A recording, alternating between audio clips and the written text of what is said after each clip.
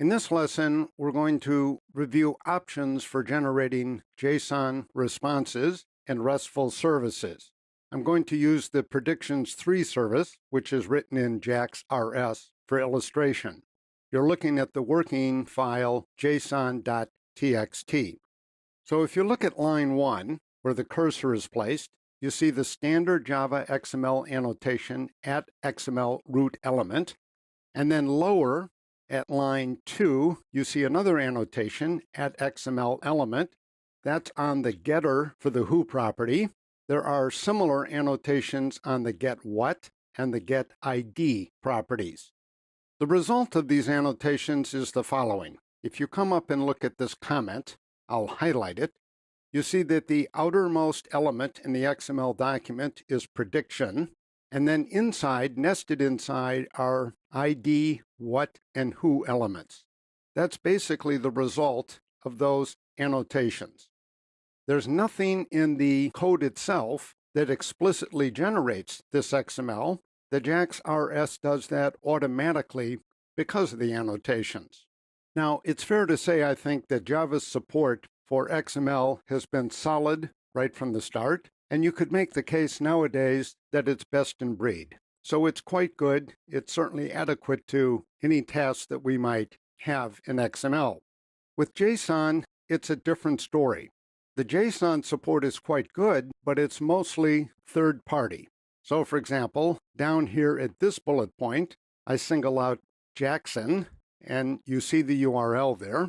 JSON is widely used for JSON generation and consumption. We'll see the other side a bit later.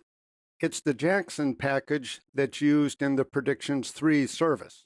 There are other lighter weight packages. For example, JSON simple is something that I like if I just have to do routine generation of JSON documents. In any case, the important thing is that the support is there and it comes from third-party packages.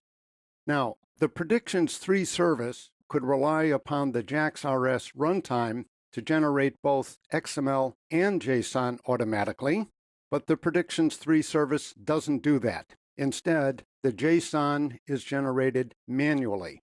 So I'd like to explain why, and the last point down here covers the 3 basic reasons. The first reason was mentioned earlier.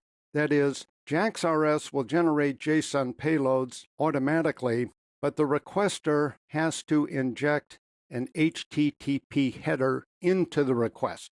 Basically, that header puts in the MIME type application/JSON. In the earlier curl tests, this is done. So for illustration, if you like, you could go back and take a look at the curls test for the predictions 2 service.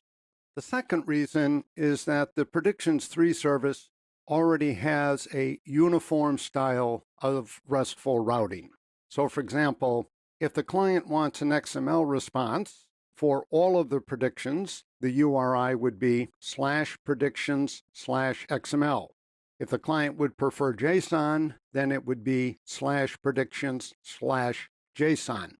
And if the client would prefer plain text, it would be /predictions/plain.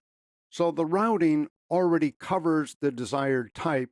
I didn't want to impose a further burden on the client by requiring the client to inject an HTTP header.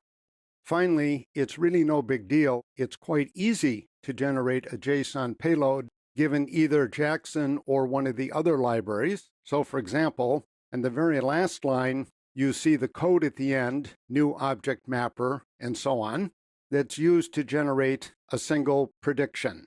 The same command would be used to generate a list of predictions in JSON.